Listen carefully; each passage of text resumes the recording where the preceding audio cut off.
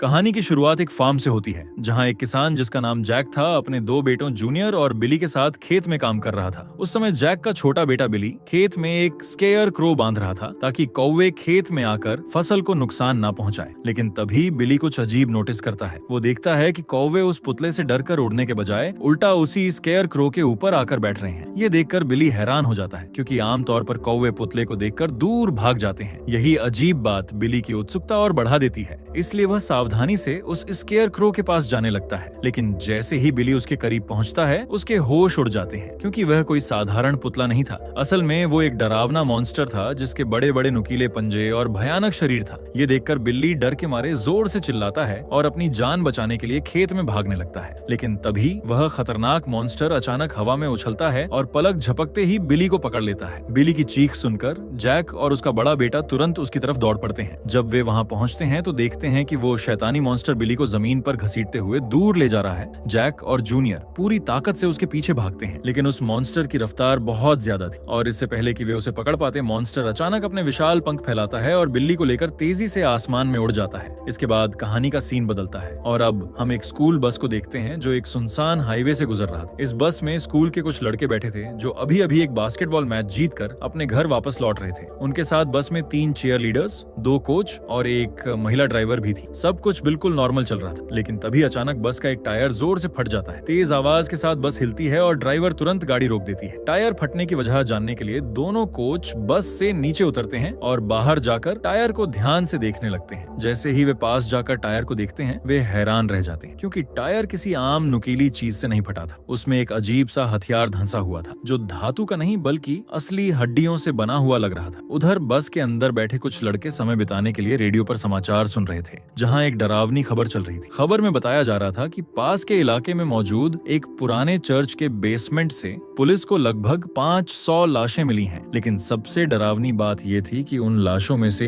एक भी लाश पूरी नहीं थी, यानी हर शरीर से कोई ना कोई अंग या उसका हिस्सा गायब था। ये खबर सुनते ही बस के अंदर बैठे सभी लोग घबरा जाते हैं, लेकिन कुछ लोगों को इस बात पर विश्वास नहीं होता, इसलिए वे रेडियो बंद कर देते हैं। इसके बाद कुछ लड़के बस से नीचे उतर जाते हैं और आसपास क्या हो रहा है ये देखने के लिए पास के खेत के किनारे तक चले जाते हैं। उस समय आसमान में वही शैतानी मॉन्स्टर मंडराने लगता है। वो लड़कों के ऊपर से 2-3 बार उड़कर गुजरता है, लेकिन अजीब बात यह थी कि उसने उन पर हमला नहीं किया। ऐसा लग रहा था जैसे वो बस उन्हें ध्यान से देख रहा हो, मानो अपने अगले शिकार को चुन रहा हो। इसके बाद सभी लोग वापस बस के पास इकट्ठा हो जाते हैं। तब सबको महसूस होने लगता है कि यह जगह बिल्कुल सुरक्षित नहीं है और ऊपर से रात भी होने वाली थी, इसलिए वे फैसला करते हैं कि यहाँ ज्यादा देर रुकना ठीक नहीं होगा। इस वजह से वे फटे हुए टायर के बावजूद बस को धीरे धीरे आगे बढ़ा देते हैं। दूसरी तरफ किसान जैक अपने बेटे का बदला लेने की पूरी तैयारी कर रहा था। वो अपने ट्रक में एक बड़ा हार्पून फिट कर रहा था। इसी बीच बस के अंदर बैठी एक लड़की जिसका नाम मिन्सी था अचानक झपकी ले लेती है और एक अजीब सपना देखने लगती है। उसके सपने में उसे बिल्ली और पिछली पार्ट में मरा हुआ लड़का दिखाई देते हैं। वे दोनों मिन्सी को उस खतरनाक मॉन्स्टर के बारे में चेतावनी दे रहे होते हैं। तभी वह देखती है कि वही मॉन्स्टर खेत में खड़ा होकर बस की तरफ घूर रहा है। तब अचानक वो अपना हथियार निकालता है और बस पर हमला कर देता है और तभी मिन्सी की नींद टूट जाती है। लेकिन हैरानी की बात यह थी कि ठीक उसी समय असल दुनिया में भी बस का दूसरा टायर जोर से फट जाता है। अब उनके पास बस रोकने के अलावा कोई रास्ता नहीं बचता। इसके बाद एक कोच बस से नीचे उतरता है और सड़क पर फ्लेयर लगाने लगता है ताकि अंधेरे में आने वाली कोई दूसरी गाड़ी उनकी बस से टकरा ना जाए। उसी दौरान बस की महिला ड्राइवर फटा हुआ टायर चेक करने लगती है, लेकिन जैसे ही वह टायर के पास पहुंचती है उसे फिर से वही हड्डियों से बना अजीब हथियार बस के टायर में ढंसा हुआ दिखाई देता है। ये देखकर वह समझ जाती है कि मामला बिल्कुल नॉर्मल नहीं है और यहाँ कुछ बहुत खतरनाक हो रहा है। दोनों इस बारे में बात ही कर रहे होते हैं कि तभी अचानक आसमान से वही मॉन्स्टर आ जाता है और पलक झपकते ही वह उस कोच को जो सड़क पर फ्लेयर लगा रहा होता है उसे अपने पंजों में पकड़कर हवा में उड़ा ले जाता है। ये देखकर सब लोग हैरान रह जाते हैं क्योंकि किसी को समझ ही नहीं आता कि कोच अचानक कहाँ गायब हो गया है। लेकिन ड्राइवर को साफ महसूस होने लगता है कि कुछ बहुत गलत हो रहा है, इसलिए वह तुरंत सभी बच्चों को बस के अंदर बैठने के लिए कहती है। तभी बस के अंदर बैठे लड़कों में से एक लड़का रेडियो के जरिए पुलिस से संपर्क करने की कोशिश करने लगता है, लेकिन इससे पहले कि वे मदद मांग पाते वह मॉन्स्टर फिर से लौट आता है और महिला ड्राइवर को ही झपट्टा मारकर हवा में उठा ले जाता है। उस समय जैक नाम का एक लड़का अपनी आंखों से देख लेता है कि कोई डरावनी चीज ड्राइवर को उठाकर ले गई है, लेकिन बस के अंदर बाकी बच्चों को उसकी बात पर भरोसा नहीं होता।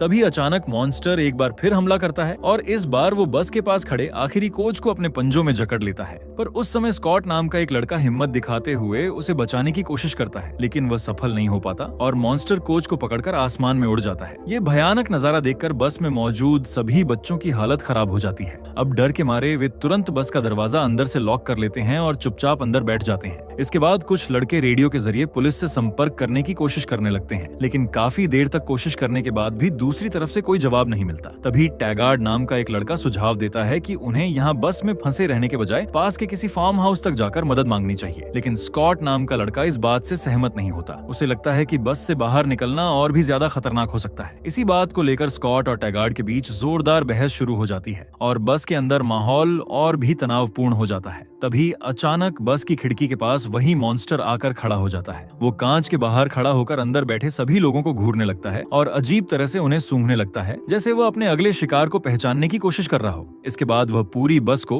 जोर जोर से हिलाने लगता है और अचानक बस को छोड़कर आसमान में उड़ जाता है। ये खौफनाक नजारा देखकर मिसी डर के मारे बेहोश हो जाती है। बेहोशी की हालत में उसे फिर से एक अजीब सपना आता है। इस बार उसके सपने में डेरी दिखाई देता है। तब डेरी उसे उस मॉन्स्टर का पूरा सच बताता है। वो बताता है कि हर 23 साल बाद यह मॉन्स्टर जागता है और सिर्फ 23 दिनों तक इंसानों का शिकार करता है। यानी यह सिलसिला सदियों से चलता आ रहा है और आज तक कोई भी इंसान उस मॉन्स्टर को मार नहीं सका है। डेरी यह भी बताता है कि अब उसके शिकार के 23 दिन लगभग पूरे होने वाले हैं, इसलिए अगर वे किसी तरह आज की रात काट लें तो शायद वे बच सकते हैं। फिर मिन्सी को होश आ जाता है और होश में आते ही वह बस में बैठे सभी लोगों को अपने सपने के बारे में बताने लगती है। उसकी बात सुनकर सबके मन में एक छोटी सी उम्मीद जागने लगती, क्योंकि उन्हें लग रहा था कि अगर वे बस आज आधी रात तक जिंदा रह जाएं तो शायद वे बच सकते हैं। और जैसे ही यह समय खत्म होगा वो मॉन्स्टर फिर से अगले 23 साल के लिए सोने चला जाएगा। अब दूसरी तरफ जैक अपने ट्रक में उसी इलाके के एक सुनसान रास्ते से गुजर रहा होता है। तभी रास्ते में उसे एक अजीब हालत में खड़ी गाड़ी दिखाई देती है जिसकी छत बुरी तरह फटी हुई थी। ये देखकर जैक को शक होता है, इसलिए वो अपना ट्रक रोकता है और उस गाड़ी के पास जाकर ध्यान से देखने लगता है। वो गाड़ी के अंदर झांकता है और फिर उसका रेडियो चालू करके चेक करता है ताकि शायद वहां से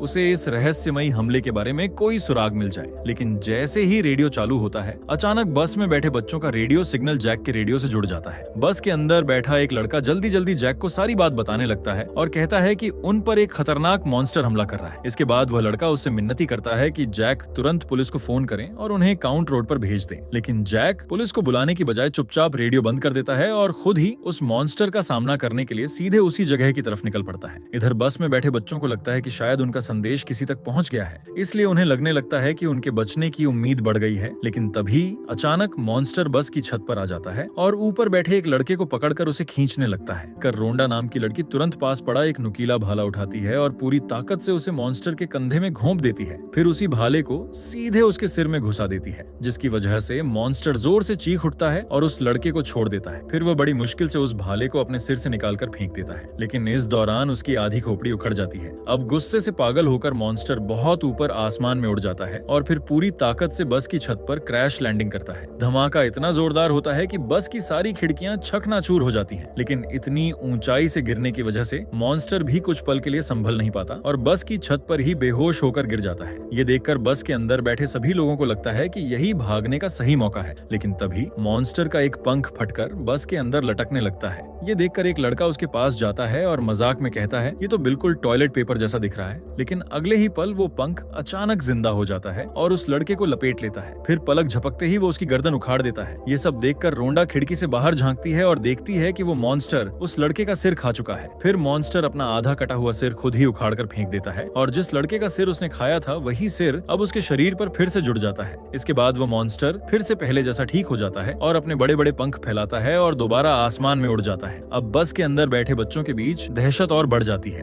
डर के मारे कुछ बच्चे बस से नीचे उतरकर वहां से भागने लगते हैं। हालात इतने खराब हो चुके थे कि स्कॉट की गर्लफ्रेंड भी उसका इंतजार नहीं करती और उसे वहीं छोड़कर भाग जाती है। मजबूर होकर स्कॉट को भी बस से नीचे उतरना पड़ता है, लेकिन लेकिन जैसे ही वे वहाँ से भागना शुरू करते हैं, आसमान में उन्हें वही मॉन्स्टर मंडराता हुआ दिखाई देता है। ये देखकर बच्चों को समझ आ जाता है कि वे अब खुले खेत में फंस चुके हैं, इसलिए वे अपनी जान बचाने के लिए इधर उधर भागने लगते हैं। तभी मॉन्स्टर उनका पीछा करते हुए अपनी हड्डियों से बना एक खतरनाक सितारा उनकी तरफ फेंक देता है, जो तेजी से उड़ता हुआ सीधा जाकर एक लड़के के सिर में धंस जाता है। फिर अगले ही पल वह लड़का जमीन पर गिर पड़ता है और उसकी वहीं मौके पर ही मौत हो जाती है। ये खौफनाक मंजर देखकर बाकी बच्चे और भी घबरा जाते हैं और जान बचाने के लिए और तेजी से भागने लगते हैं। भागते भागते स्कॉट अपने ग्रुप से अलग हो जाता है और अकेला रह जाता है। तभी ऊपर आसमान से मॉन्स्टर उसकी तरफ एक तेज धार वाला चाकू फेंकता है। वह चाकू स्कॉट के हाथ को चीरता हुआ निकल जाता है और पीछे खड़े एक पेड़ में जाकर धंस जाता है। तेज दर्द की वजह से स्कॉट जोर से चीख उठता है। उसकी चीख सुनकर उसके दोस्त तुरंत वहां पहुंच जाते हैं। फिर सब मिलकर बड़ी मुश्किल से उस चाकू को पेड़ से निकालते हैं और सावधानी से स्कॉट के हाथ से बाहर खींचते हैं। लेकिन इससे पहले कि वे स्कॉट को लेकर वहां से भाग पाते, मॉन्स्टर ऊपर से उस पर झपट्टा मारता है और स्कॉट को अपने पंजों में जकड़कर आसमान में उड़ जाता है। उधर दूसरी तरफ रास्ते में जैक की मुलाकात मिन्सी और उसके साथियों से हो जाती है। वे जल्दी जल्दी जैक को बस और मॉन्स्टर के हमले के बारे में सब कुछ बता देते हैं। ये सुनते ही जैक उन्हें अपने ट्रक में बैठा लेता है और तुरंत बस की तरफ निकल पड़ता है ताकि बाकी बच्चों की मदद कर सके।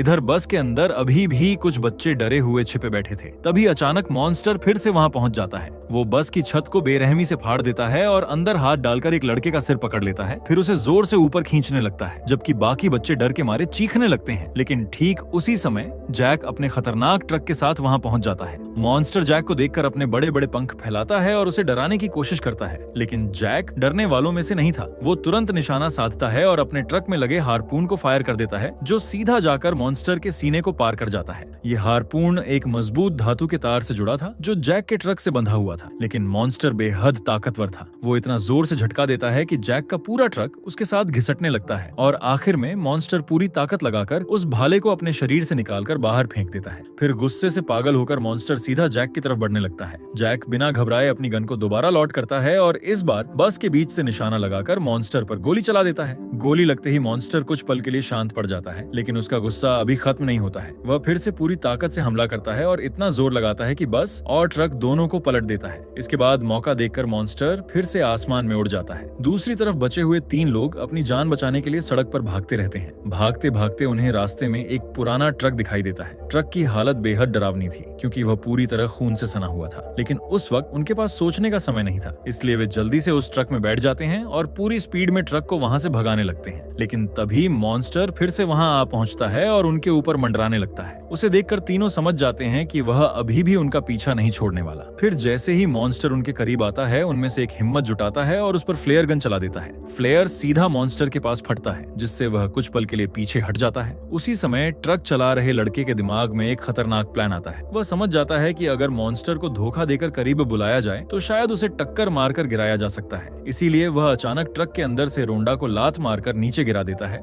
फिर वह दूसरे लड़के से भी कहता है कि वह तुरंत नीचे झुककर छिप जाए, ताकि मॉन्स्टर को लगे कि ट्रक में सिर्फ वही अकेला है और वह सीधे उसी पर हमला करे। जैसा उसने सोचा था वैसा ही होता है, क्योंकि मॉन्स्टर उड़ते हुए सीधे ट्रक की तरफ बढ़ने लगता है। अब जैसे ही मॉन्स्टर उनके बिल्कुल पास पहुंचता है, ड्राइवर अचानक पूरी ताकत से ब्रेक मार देता है। ट्रक की रफ्तार इतनी तेज होती है कि मॉन्स्टर खुद को संभाल नहीं पाता और सीधा ट्रक से जा टकराता है। अगले ही पल एक भयानक एक्सीडेंट हो जाता है। टक्कर इतनी जोरदार होती है कि ट्रक बुरी तरह पलट जाता है और उसमें बैठे लोग दूर जाकर जमीन पर गिर पड़ते हैं। इस हादसे में उनमें से एक लड़का वहीं बेहोश हो जाता है और दूसरा लड़का दर्द से करहाते हुए किसी तरह उठने की कोशिश करता है। फिर जैसे ही वह संभल कर खड़ा होता है, उसकी नजर जमीन पर पड़ी एक डरावनी चीज पर जाती है। वो देखता है कि वहाँ मॉन्स्टर का कटा हुआ पंख पड़ा था, जो बेहद खौफनाक लग रहा था। इसे देखकर उसे साफ समझ आ जाता है कि इस भयानक हादसे में मॉन्स्टर भी बुरी तरह घायल हुआ है, लेकिन वह उस पंख को ठीक से देख ही रहा होता है कि तभी अचानक मॉन्स्टर को भी होश आ जाता है और वह धीरे धीरे फिर से हरकत करने लगता है। इस भयानक हादसे में सिर्फ बच्चों को ही चोट नहीं लगी थी, बल्कि मॉन्स्टर का भी बुरा हाल हो चुका था। टक्कर इतनी जबरदस्त थी कि उसका एक पंख, एक हाथ और एक पैर कटकर अलग हो चुके थे। इसी वजह से अब वह पहले की तरह उड़ नहीं सकता था। फिर भी वह जमीन पर घिसटते हुए उनकी तरफ बढ़ने लगता है।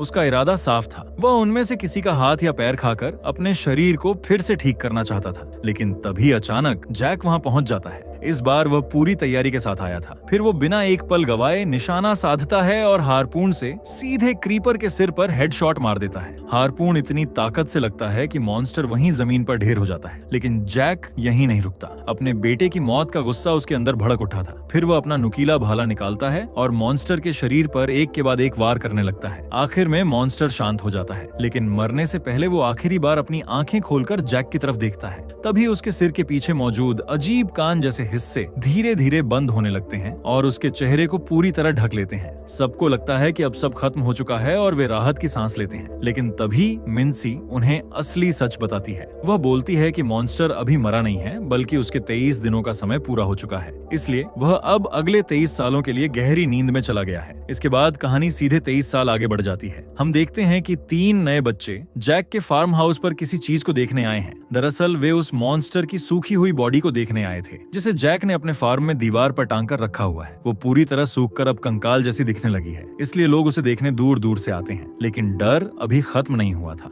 हम देखते हैं कि जैक अब काफी बूढ़ा हो चुका है, फिर भी वह उसी मॉन्स्टर के सामने बैठा रहता है। उसके हाथ में आज भी हारपन और भाला मौजूद है। उसकी आंखों में अब भी बदले की वही आग जल रही है, जो बस उस दिन का इंतजार कर रहा है जब वो शैतान फिर से जागेगा, ताकि वो उससे आखिरी और निर्णायक लड़ाई लड़ सके। क्योंकि मॉन्स्टर के फिर से जागने में अब सिर्फ 2-3 दिन ही बचे हैं और इसी खौफनाक सस्पेंस के साथ यह कहानी यहीं खत्म हो जाती है। अगर आपको यह एक्सप्लेनेशन पसंद आया हो तो वीडियो को लाइक और कमेंट करें।